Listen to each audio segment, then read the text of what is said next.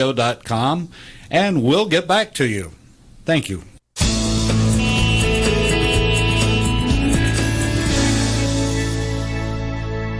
Good morning and welcome to America's Web Radio. Again, you might say. And again, we have Colonel Retired Roger Wise on. And Roger was inducted yesterday as, I didn't understand this, as part of the 2019 class? Or 2019 class, Georgia Military Veterans Hall of Fame. And we went down, we were at the ceremony yesterday, and quite a thing. And I want to tip my hat to Paul, how do you say his last name, Londier? For some reason, I get a mental block every time I look at it or think about it, and I can't pronounce it. But Paul, I'd never met in person, and I was honored to meet yesterday, and he's also a chaplain. And Paul is just one super guy, and then he has his director, Rick White, retired colonel. That's the executive director, I guess, of Georgia Military Veterans Hall of Fame. And they had their inductee ceremony yesterday in the Georgia Rotunda. And I found out something else new yesterday. Across the street, and it was cold, by the way, yesterday afternoon, or when I first got down there late yesterday morning, that there's a very good place to eat over in the Floyd building where the Georgia Military Veterans Hall of Fame is. In the basement, they have a cafeteria that served up some pretty good chow. Yes, they do. Yes, they do. I didn't know about that place. Then again, I'm not sure I could find downtown Atlanta by myself anyway. I took Uber, so it was. I find going downtown is an experience unto itself. But that's neither here nor there. We have retired Colonel Roger Wise with us today, and we're going to talk about yesterday's going on. And Roger's also involved in where I live in the Johns Creek Veterans, it's the Healing Wall. It's the Vietnam Veterans Wall. It's a replica of that's half-size replica that toured the United States. Did it ever go out of country, to your knowledge? No, they have the walls. This is the fourth one, and they travel the United States. Okay. And it's a replica of the actual wall in Washington, D.C. Yeah, 50% size. Yes, and so we had it here 4 years ago. The ex-Senator Johnny Isaacson's office and others got involved, and we were a stop. It stayed in Johns Creek for a week. Now, we set it up on the soccer field, and when we got ready to open the wall, I advised the group that I have many friends. They go to Washington all the time. These are veterans. And they said, Roger, I just don't have the guts to go to the wall. Now, the reason being is it is the wall that helps with the healing process. I said, well, just want to let you know, I understand where you're coming from. That's why we're going to have the wall open 24 hours a day. So come to the wall and start the healing process. I'm out there Friday morning at 3 a.m., and there's 7 veterans kneeling down, touching the wall, talking, crying, laughing, healing. I'm out on Saturday afternoon, and I can now tell this. At one time I couldn't tell it because I started crying. A lady there, and she looked over her shoulder and said, Mr. Wise, is that you? I said, yes. Says, will you wait a minute? I want to introduce you to my son. I waited about 10, maybe 15 minutes. This guy gets up and comes over, puts his hands on my shoulders with tears in his eyes, looks me eyeball to eyeball, and said, I want to thank you, sir. I met my father today. His mother was 3 months pregnant with him when his dad went to Vietnam. That is the power of that wall. So we had an understanding with the traveling committee, because they retire the walls every 5 years, that we wanted to buy the wall to bring it and put it back in the memorial walk that we have established in Newtown Park in Johns Creek. We had 4 acres. 3 acres had already been developed, and we were going to take 1 acre and put the wall there. They went to Florida and went to Texas and got into a bidding contest. And I am so proud of the people in Johns Creek. We raised the money to buy the wall, and it was $85,000. We've now got the wall, and we're putting it in place. We'll have a ribbon cutting come March. And the community has just come to light. I mean, it's unbelievable. Once that wall is established, we will have one of the second largest privately funded memorial walks in the United States. Last summer, I'm from Goldsboro, North Carolina originally, so we had a 60th high school class reunion. I went back. Many of my classmates are Vietnam veterans. They had already heard that the wall was coming to Georgia and going to be there full time. I got up and advised the group where the wall is. So we're so pleased that the wall will be there. It's going to be open 24 hours a day, so you can come to the wall and start the healing process. Are there still walls that are traveling the country? Yeah, they will have a wall still traveling the country, but this was the 4th of the traveling walls, and they're retiring it, and we've got it. And it's going to be in Newtown Park in Johns Creek. Newtown Park in Johns Creek. Invite everybody, I believe. I talked to Mike yesterday, as a matter of fact. Mike Mazzell, who's president of the... President-elect of the Johns Creek Veterans Association. Right, and he is just a super guy. And we talked about the fact that I believe they're shooting for March the 28th for the dedication of the wall and the ribbon cutting and all of that. And it's going to be quite a ceremony from what Mike was telling me. And I believe there'll be an honor guard. We'll have color guards. The Johns Creek Veteran Association has a color guard unit now, and we're now noted as the Freedom is Not Free color guards. And we certainly know that that's not just verbiage. That's the truth. And the more people that understand that freedom is not free. I looked around yesterday at the folks that were there at the ceremony, and I've been told that only 1% ever serve in our country's military today, and I just find that deplorable. If you sit down and just think of all the things, and I guess Kennedy wrapped it up the best, and he will certainly go down. Ask not what the government or the country can do for you, but what you can do for the country. Hear, hear. And, it's just, you look around and we are so blessed, and we have, so many things to be proud of, so many things that, and we don't flaunt it. That's the other great thing about our country. We're not flexing our muscles and saying we're the greatest in the, but we are. And we have been because of people like yourself that have served, people like all those that were around me that have served in one war or the other to make sure we had those freedoms and have those freedoms.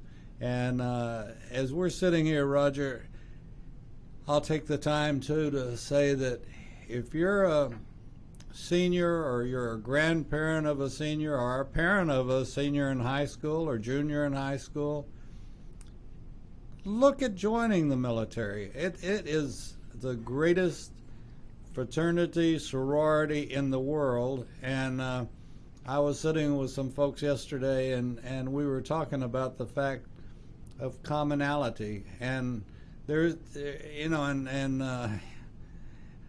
Richard Dix and I've gotten to be close friends. He's a general, a retired general, and I was just barely a grunt, could hardly spell E5 when I got out. But but for me to sit across from General Dix on a weekly basis is just incredible. And we're the only country in the world that could happen. And I kid Richard about the fact that he opens his show now by singing a Jody. Now, how many generals do you know are going to open a radio show by singing a Jody? We are blessed. I am somewhat active in the community. And that's probably the largest understatement of the day. Well, you're very kind. But yesterday, the JROTC cadets, I have the pleasure of working with the JROTC cadets in my high schools. And I have the pleasure of working with the student leadership groups in my high schools. After the program yesterday, I took the cadets and gave them a VIP tour of the Capitol. And I was telling those young folks at the end of the day just how much we appreciate what they're doing. It takes a lot of time and energy to be a JROTC cadet in high school. I encourage them to look at a military service. Even if you don't stay and retire, serve, because it gives you such a warm feeling inside that you have served your country and you have also served yourself. I personally agree, and some of my colleagues disagree. I think we did a real injustice when we did away with the draft. I saw classmates of mine they were drafted, they went in service, and they stayed for the 2 years or 24, 26 months, and they got out. They were changed individuals. That was a place that helped them grow up, and they became productive citizens. Whereas had they not had the opportunity to be in the military for a period of time, I don't know what would have happened to them. So, yes, I agree with you. And you are one of the leading assets we have, you and your radio show. You enlighten a lot of people, and that's really what life is all about. It's a learning experience. Every day. Every single day. And if you don't learn something that day, you didn't get out of bed, I think. So that's just some Carn poem, Texas philosophy, But it's there to learn, and we have to. And that brings me to one other point, that we are going through some things that some folks recognize and some don't. But I was not a big proponent of homeschooling, and I know that you'll probably take exception to this, but I'm not real pleased with public schooling and what's happened to some of our textbooks, and just like we were talking, the tech schools that we used to have, SHOP and DE and all Yes. this. And the old saying, if you don't study history, you're doomed to repeat itself. Exactly.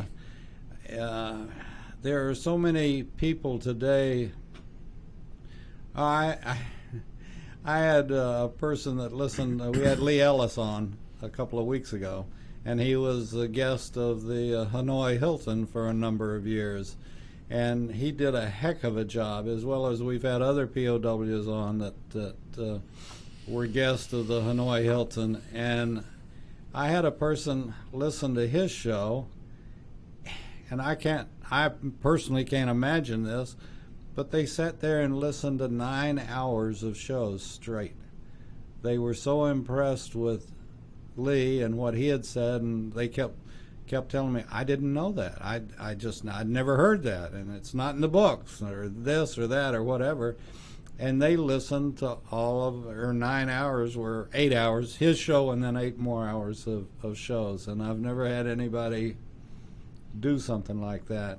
And they just sat there and kept playing show after show and said, I'm going back for other shows that you do besides the Hall of Fame show and listen to them. So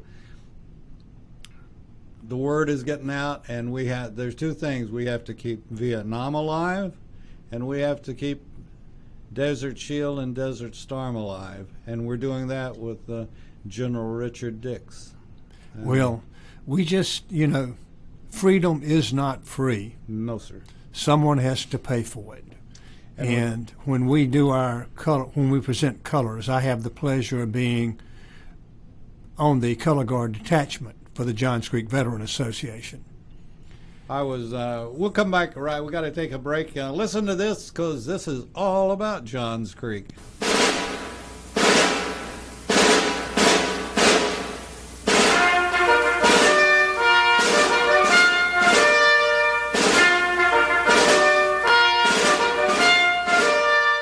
Good morning. My name is Mike Mizell. I'm a retired Army colonel and president of the Johns Creek Veterans Association. We meet in Newtown Park, and part of one of our projects is the installation of the Healing Wall, the half-scale model of the Vietnam Wall that traveled the United States. Well, it's coming to rest, and it's going to live in Johns Creek forever, the half-scale model. We're looking at possibly a March implementation ribbon cutting ceremony, and we're looking for donors and sponsors that want to help us in this great project. You can donate at jcvets.org.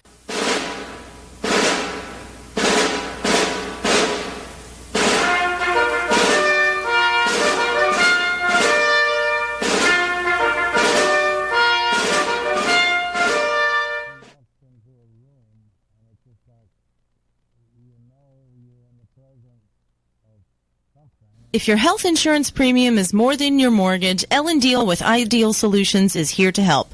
Whether you're a small business owner, individual, family, or baby boomer, email maga45cag@gmail.com and I'll respond with 3 easy questions to help you determine if you can get away from Obamacare. As a 20-year veteran of the insurance industry, I'm here to help with all your insurance needs. Email Ellen Deal at maga45cag@gmail.com.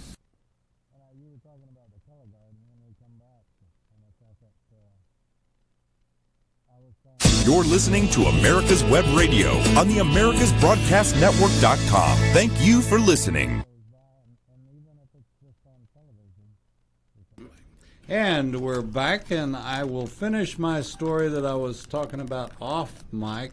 And Roger and I were talking about color guards, and it's the fraternity. You certainly played a whole lot bigger part than I did in the military fraternity, but I still, and I'm not kidding about it. Even if I'm watching a football game or anything where there's a color guard, and particularly if I'm there and it's happening right then and there, I still get goosebumps. I can't watch our flag go by that I don't get that tingle all over my body, and it's our flag, it's our country, and it's our national anthem, and we're the greatest in the world. Well, as we were sitting here talking, I was inducted into the Hall of Fame, not because of valor. There's a valor section. There's an achievement section and service section. I was in the Army Medical Corps. And when I got out, I went to work with Abbott Laboratories. God bless. I'm a person of strong faith. God's hand was on it. I got my job because I'd been in the Medical Corps in the Army. They are a very community-oriented company, and they gave me time to be involved and make contributions. My induction yesterday is not because of valor. We had some valor, and I respect them so much. We had some achievement. The little gal there, she was the first female fighter pilot in the Navy. She retired. Admiral Carpenter? Yes. Now, she and I were standing down in Columbus in the announcement area. I had on my blue suede shoes and my blue pants and my American Legion jacket. She looks at me and she said, Roger said, I really like your shoes. I said, well, thank you, Admiral. I appreciate that. She looked back up on the board, and the picture they showed yesterday is when I got out of basic training in 1961. And she looked back, she says, you were a cute little soldier boy. I said, well, thank you, Admiral. I appreciate it. But I feel honored to have been selected because of my service to the community. But I feel honored that I'll be hanging beside the valor and the accomplishment. And it's a rewarding experience. But getting back to the color guards, we have individuals in the Johns Creek Veteran Association that they're heroes. So they started the idea of setting up color guards. I don't actually carry the flags or carry the rifles. I'm the spokesperson. As they're coming in the room, everybody's standing. I say, ready, seats. Everybody looks around. I said, that means sit down. Now, we do this in high schools. We do this in civic events. We do it at churches, wherever. Everybody, they come in. I say, freedom is not free. We must never forget that. Someone has to pay their tabs. I want all the veterans in the room on your feet, and they stand up. I now include, I want all the first responders in the room on your feet. And I say, we salute you and thank you for your service to our country, and we thank you for your service to our community. We must never forget freedom and service is not free. These individuals you see standing in front of you have paid their tabs. But as we're here today, there's young men and young women all over the world paying their tabs so we can be free. These individuals you see standing in front of you are here serving our community. As they're here, there's firemen, policemen, EMS manning their post. So when that bell rings, they run to the bell, they don't run from it. We must never forget that. So when you see a veteran, thank them for their service to our country. When you see a policeman, fireman, EMS, walk up to them and thank them for their service to our community. Remembering freedom and service is not free. Everybody else on your feet, stand up and join these great patriots, and let's pledge the flag of the greatest country in the world, the United States of America. When we do that, high schools, we're walking through the school. Kids will come up, young men and young women will come up and say, thank y'all. We need to hear that more frequently, and they need to hear that every chance they get. You know, I was waiting and would have loved to have had you or somebody 10 hut yesterday in the, you know, I guarantee you there wouldn't have been one person sitting there. They would have been at attention within seconds. Yep. And, you know, it's funny, too.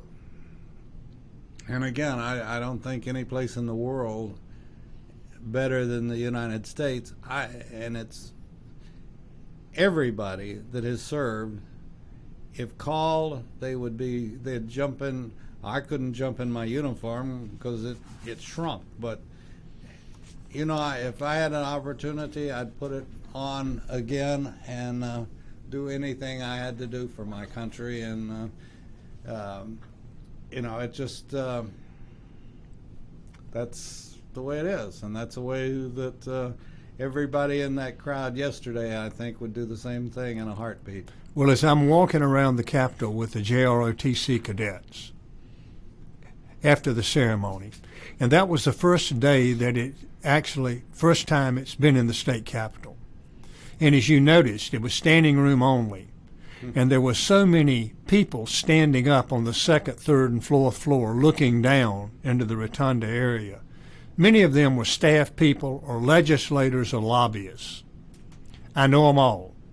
So as I'm walking around with the JROTC cadets, they were coming out of their offices, stopping and saying, "Hey, Roger, I want to tell you, I got goosebumps yesterday.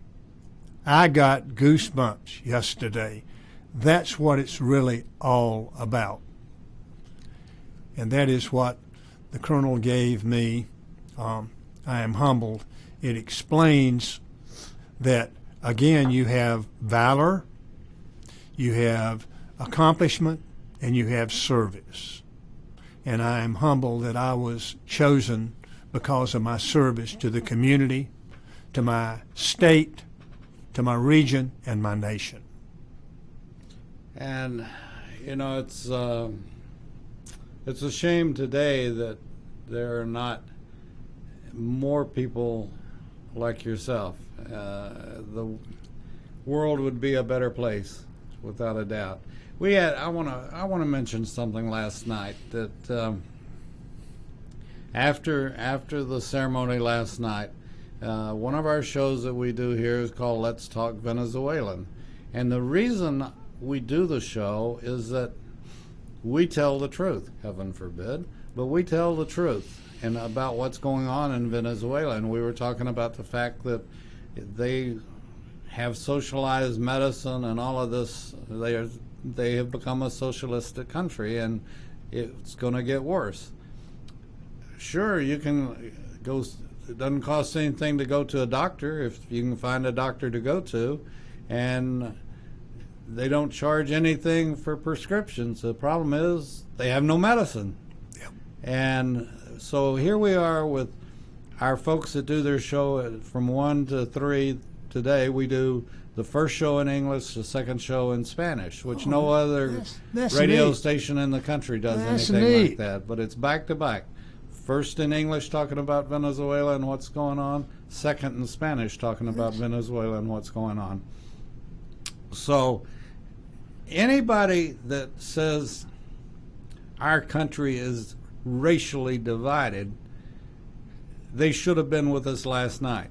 We had Josie, who's running for office, as a matter of fact, Josie Cruz. She's running for House of Representatives from District 4.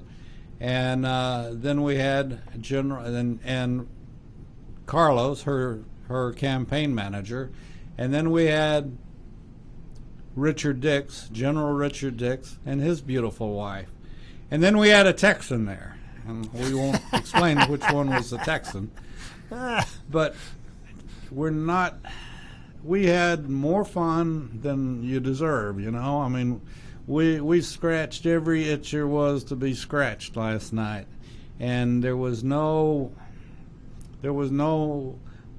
black, Latino, or white. It was all, we were all one village, as Richard kept saying. We were all one little bitty community, and we all had one thing in common, and that was the love for our country.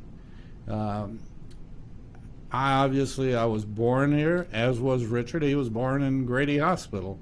But we were all born here except for Carlos and Josie, and they were born in Venezuela. And I can't say, well, I can't imagine what you went through to become an American, because I can't. I didn't go through. I didn't walk in their shoes, nor have I. But we had as good a time as any 5 people could have, you know. And this is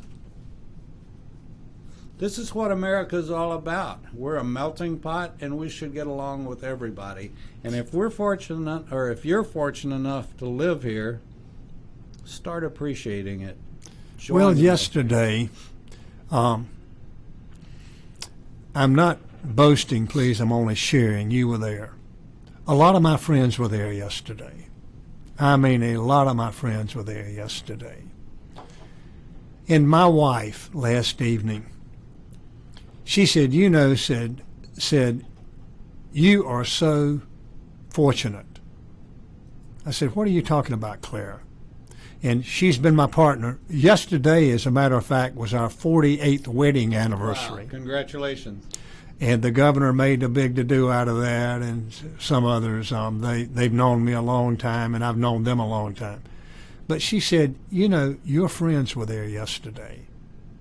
I had black, I had white, I had Latino, I had Spanish, I had gay, I had straight, I had male, I had female.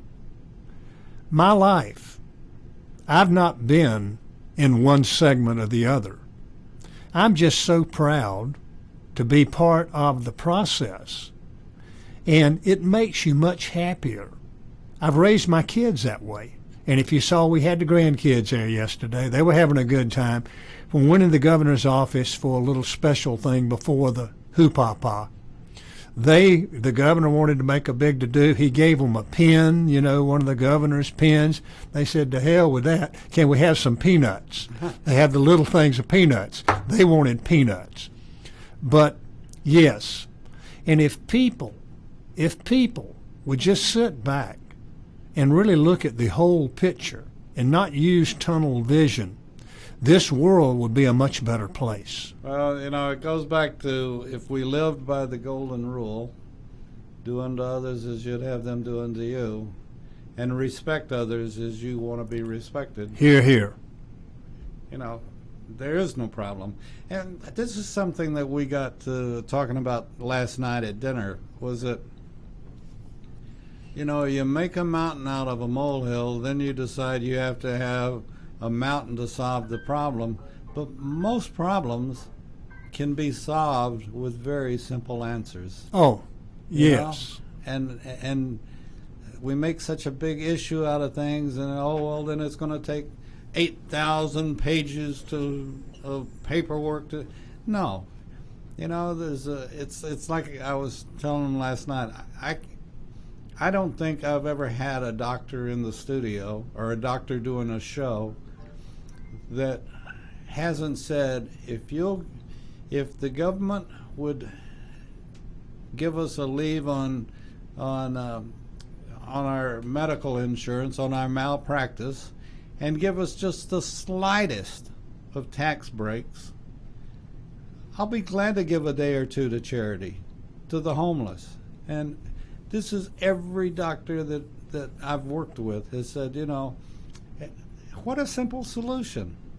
Just give and why should he do it for totally nothing? But particularly if they would be relieved of the malpractice in treating somebody off the street, the homeless would be taken care of royally.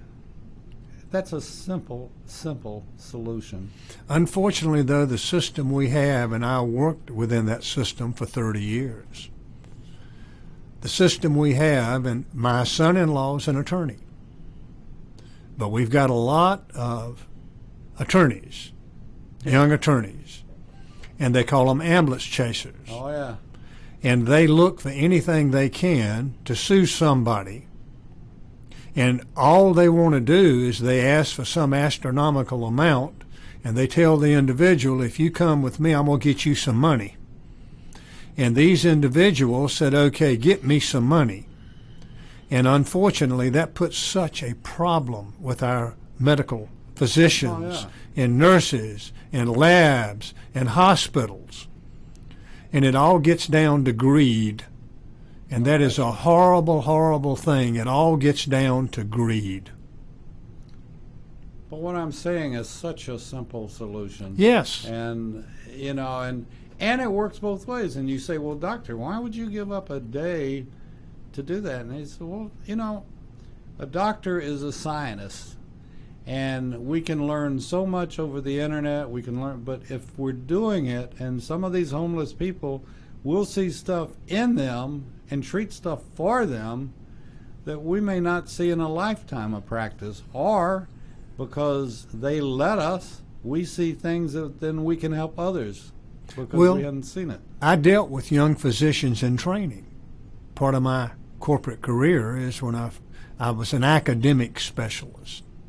And most young folks go into medicine because they want to heal.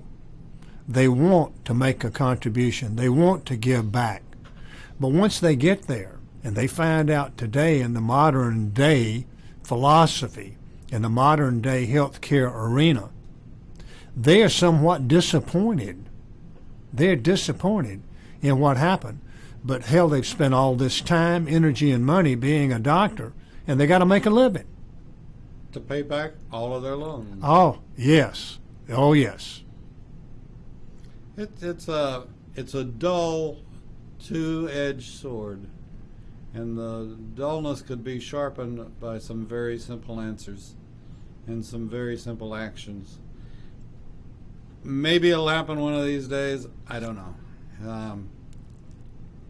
But all you can do is, like we did last night, is everybody take care of everybody else. Be your friend's friend, and it'll all take care of itself down the road. We do not go to, but my daughter and son-in-law goes to Peachtree Methodist Church downtown. Mm-hmm. Their minister just did a series of sermons, and he covered the black-white issue, he covered abortion, he covered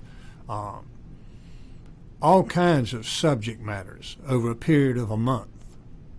My wife, we got up every morning on Sunday morning and went down and joined my daughter and son-in-law at his church.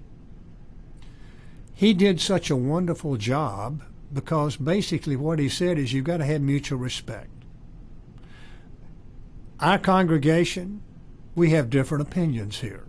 We have different opinions on abortion. We have different opinions on this or that or the other. He said, but you've got to sit down and open your mind and listen to somebody else's opinion, respect their opinion, and they respect your opinion. But unfortunately, we've gotten out of where it's become so mean and so vindictive that nobody respects opinions anymore.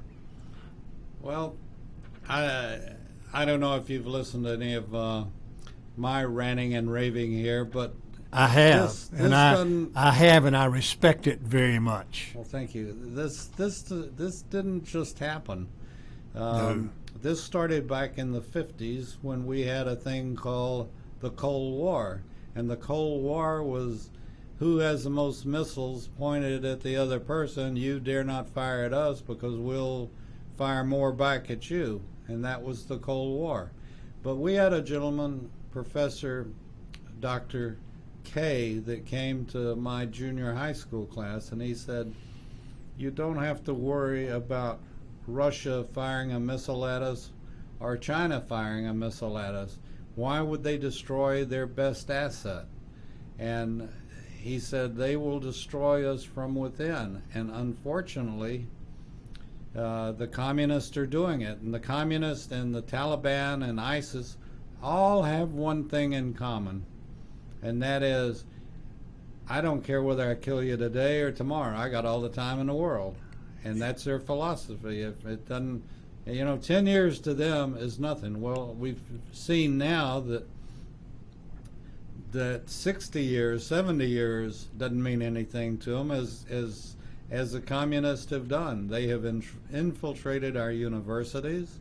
They've infiltrated our schools, middle schools, everything to now our elementary schools. We don't know, back when I was much younger, we had the NTBS that monitored television stations.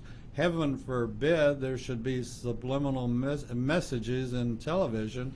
Now we have no clue what those stupid video games, the subliminal messages that are in them. Nobody's monitoring it. My point being is that right now, as I see it at my age, we are in the 21st century Cold War.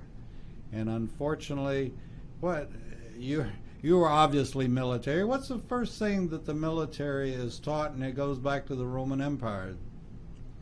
No. Divide and conquer. Hear, hear. Divide and conquer. And what do we have in our churches today? We have division. What do we have in our Senate and House? Division. You know, there is division everywhere. Needless division, but division. And who's to gain from this division, whether it's over the right, over the Second Amendment? Division. Who is going to gain from that division? You and I are not going to gain from it, but there's one. They said it was coming, and it's here, and that's the communists.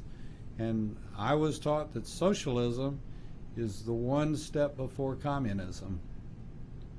And if you look around, you listen to what some of our politicians are preaching now, it's pure socialism, which is going to lead to communism. These are truly, truly very dangerous times. Yes, sir. Very dangerous. And the most dangerous thing is very few recognize it, that we are in the 21st century Cold War. And so you say that we got this problem.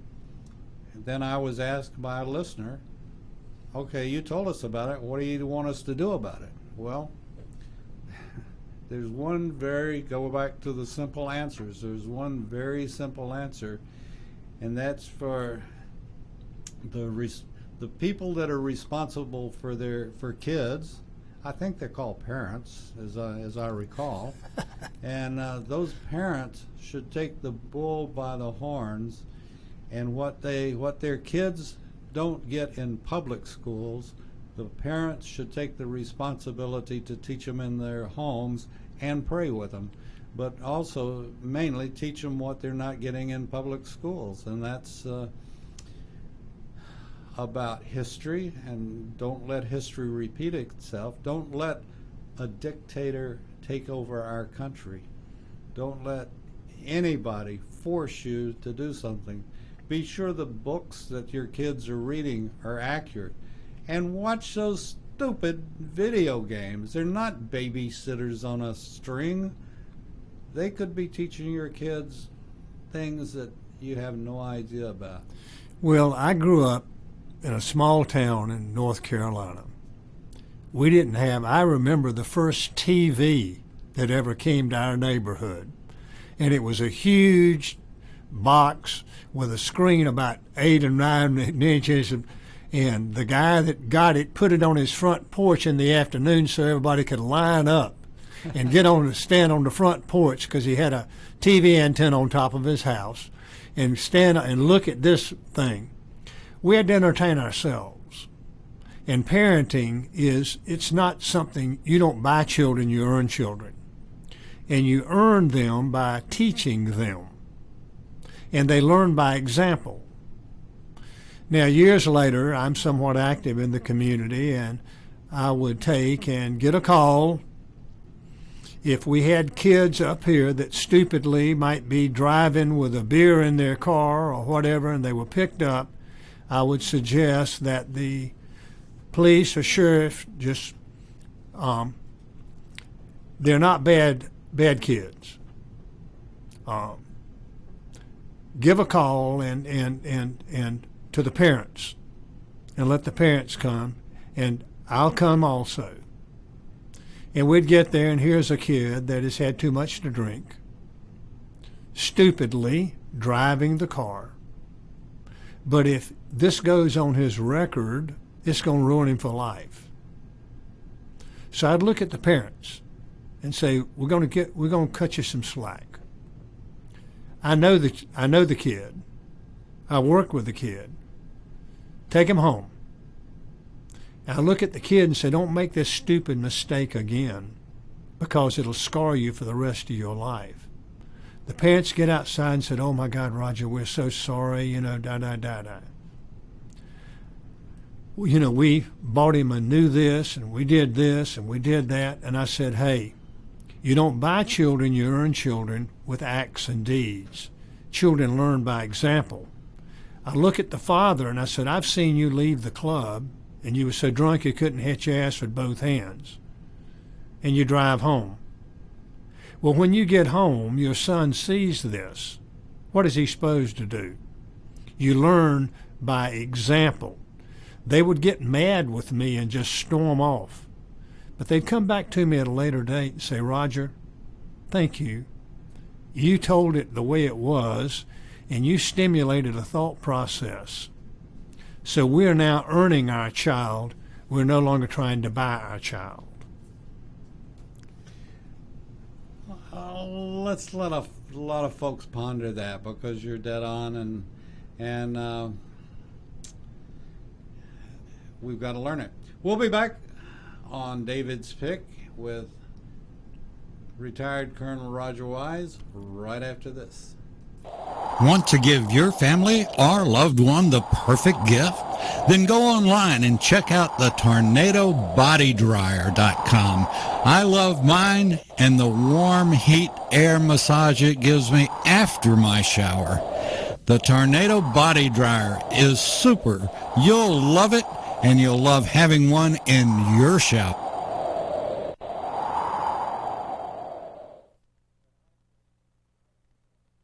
You can keep your doctor, you can keep your plan, and every family will save thousands of dollars a year. I'm Ellen Deal, and if you've been hurt by the Affordable Care Act, you can email MAGA45CAG@gmail.com to see if we can help. Small business owners, individuals, families, and baby boomers, email MAGA45CAG@gmail.com for 3 easy questions to determine if you can get away from Obamacare. I'm a 20-year veteran of the insurance industry and here to help you for all your insurance needs.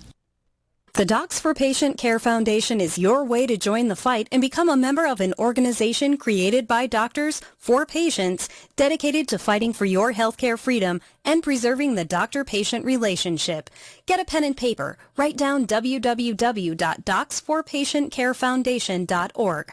That's www.docsforpatientcarefoundation.org. Go to our site and please make a generous tax-deductible donation and join the fight today. Thank you. You're listening to America's Web Radio on the AmericasBroadcastNetwork.com. Thank you for listening. And we're back on America's Web Radio and David's Pick, and we have with us Sergeant retired Roger Wise, and Roger was in the medical corps and served in Nam. No. Okay. I was Brooks Army Medical Center, San Antonio, Texas. And I got in the Army Medical Corps. And quite frankly, Sam Houston. Yeah, I went in on what they call the buddy plan. The draft was still in place. I'd had 2 years of ROTC in college, and then I got into fraternity, got into campus politics. But I knew enough to know that if you got drafted, you were going in infantry. Well, I like to hunt, and I've got a gun room now, and I wanted to fire the big guns. So the buddy plan deal was, this is early 60s. You go in and you take a series of tests. And if you did well enough on the test, you could decide what you wanted to do. So I did well on the test, and my fraternity brother was with me, and he did well on the test. Well, we're sitting there, and the sergeant comes up and picks up my paperwork. He looks at me and he said, Mr. Wise, you've done very well on your test. What do you think you want to do? Well, Coleman's sitting one person over, and Sonny's my nickname, and he's saying, Sonny, what are we going to do? And I looked up at the sergeant and I said, I think I want artillery. He said, I think you'll make an excellent artilleryman. Coleman says, Sonny, what are we going to do? I said, artillery. He said, why? I said, to fire those big guns. He said, I think we ought to go in the medical corps. And I said, why? Because they got nurses. I said, excuse me, Sergeant, may I have that paperwork back? And that's how I got in the medical corps. Well, that's as good a reason as any, and probably better, at least it's truthful. So thank you for your service, and it's good to know that that's the way you did it. And it was all, back in the 60s, the late 50s, 60s through the 60s. Whole different world. I was at the apex, or whatever you want to call it, the draft was being faded out, but then we had the lottery. Oh, yes. And I was in the lottery, and then they did away with the lottery, and it became all volunteer. All volunteer. I think you and I probably disagree on that, but I think because of the all volunteer, we without question today have the most outstanding military we've ever had of any military in the world, because they want to be there. And I know I don't speak for my son. My major in the Air Force son would not let me speak for him by any stretch of the imagination. But I know that here's a kid that graduated in the upper part of his class from Texas A&M, small little school that we used to play in football, and we had a little division. Talking about division, I graduated from Texas Tech, so he graduates from A&M. There might have been a little conflict there, but no, we have the best of the best that are serving, and the difference of wanting to be there and forced to be there can make a whole lot of difference down the road. And there are a couple of things that I do. I'm a very routine type person, and one I do early in the morning when I get up, and the other I do late at night as I'm going to sleep. And that's thank God for our military, and thank God for letting me grow up in the greatest country in the world. And that's our director of our color guards, the guy that does our color guards. He's a Texas A&M graduate. Is he? Oh, yes. I didn't know. Well, I didn't know it happened. Yeah. Keith is very, very proud, and serving in Texas, there were a lot of the individuals that I served with that were A&M graduates. Now, A&M was always the Pollock joke in Texas, you know. And how many Aggies does it take to change a light bulb? Oh, yeah. And all of those. But when my son decided to go to Texas A&M, and he had been accepted by, every place he had applied, but he decided on Texas A&M, and then he decided on the Corps, went through the Corps and ROTC. Yep.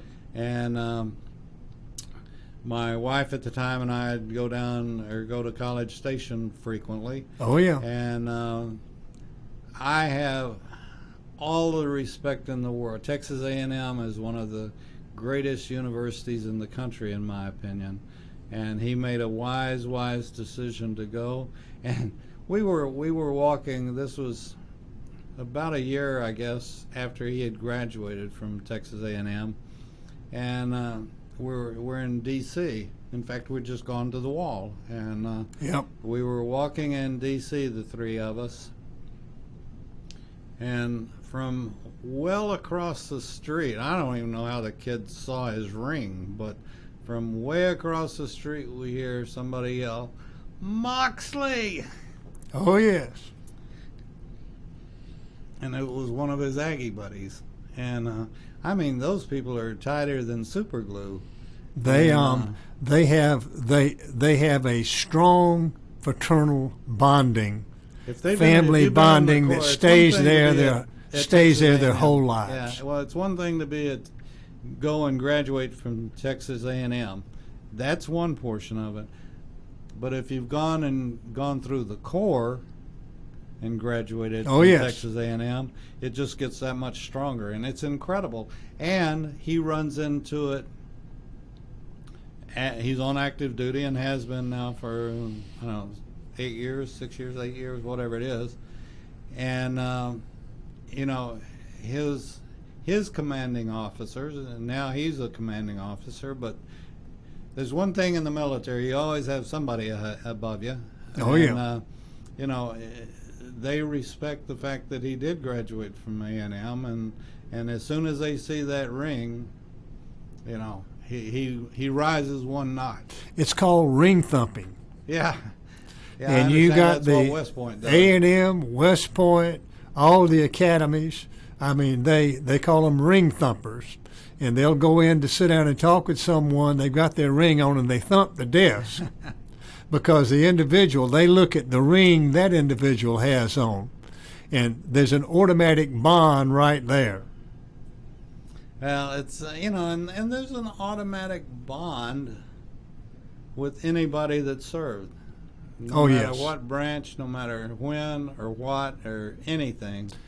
And I've been very fortunate in meeting a lot of folks that, in just the past year and a half or less, I'm not proud of my service because I was nothing but I learned early on, carry a clipboard with paper on it, and you can go almost anywhere. And that was my service. Well, you mentioned Colonel Mike Mazzell earlier. Yes, sir. He's one of the best, and Mike was elected as our Johns Creek Veteran Association. We meet the third Wednesday evening at Newtown Park every week or every month for dinner, and I had the pleasure this year. Well, I've participated every year in the wreath ceremony, which takes place in December. They go to the graves of veterans and place wreaths on the graves. We in North Fulton, we use our Boy Scouts, Cub Scouts, Girl Scouts. They have little flags. We use our veterans organizations, or our JROTC cadets. They put the flags on the graves. So they were kind enough to ask me to speak, and I spoke. This lady came up to me and said, "Mr. Wise, I know I see you all the time that you're a big veterans person." I said, "Yes, ma'am." Said, "My mother is 97 years old, and she was a World War II nurse. Is there anything that we might do for her?" So I went to Mike, and Mike was sent an invite and invited her to come to our dinner this past month. 97 years old, Second World War II nurse. Now, she still can get up and move around a little bit, but she's wheelchair bound. But her mind is crystal clear. And Mike was kind enough to invite her to come, and we let her speak at the dinner. Now, what you just mentioned, veteran to veteran. A lot of veterans find it tough talking to the general public. But when you get them together, there's a common bond, and they open up. And some of these individuals, they need it. It's therapeutic. Sure. They can sit down and talk. What unit were you in? I was in a unit. What battle were you in? I was there. Or even I served here, I served there, or whatever. And it's enlightening watching them get together. So if you live in the Johns Creek area, go to the Johns Creek Veteran Association website and see the activities they have, and we invite you to come and be part of those activities. Okay, Roger, I'm going to give you an assignment since we have equal rank. I'm going to give you an assignment or an order, however you want to take it. The next time you come into the studio, I want you to bring a veteran, but it's a very special veteran. I want you to bring the veteran that has one story. I've never met a veteran that has one story. I've met a few that have less than 100. Yeah, exactly. But never one. Oh, yes. Oh, yes. Well, she was so cute, the little 97-year-old nurse. She's sitting in a wheelchair, and she's looking, and we have all ages there. And she said, when I was in the Army, said, they weren't a lot of us there. And said, they confined us to quarters because we were the women, and they had the men and the women, but we were supposed to be confined to quarters. But then she looked out of her little eye and she said, but some of us didn't pay attention to that. And we kind of mixed and mingled, and everybody just died laughing. Oh, I bet. Yeah. Well, I tell you what, we've got to put the plug in the jug, get out of here, and thank you for everything that you've done, and we will see you the next time. May I thank you so much for this opportunity, And I treasure your friendship very much, and what you're doing for the world is greatly appreciated. Thank you. I love our veterans, I love our country, and God bless the USA. God bless you. Thank you, sir. You're listening to America's Web Radio on the Americas Broadcast